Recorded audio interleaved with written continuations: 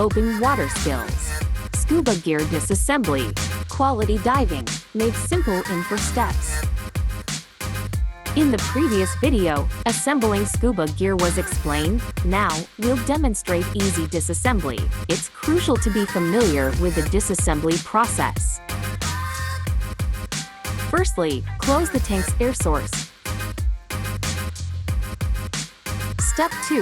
Disassemble the regulator by lightly pressing the second stage valve to release the air and removing the first stage valve for easier disassembly. Next, for the third step, we need to air dry the dust cap. After removing the first stage valve, use the air from the tank to blow dry the dust cap's interface. Quickly cover and lock the dust cap to prevent dust and water from entering and damaging the first stage valve.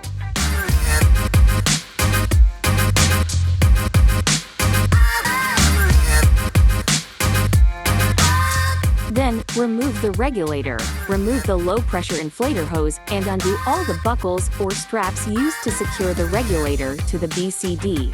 Arrange the regulator and place it lightly aside.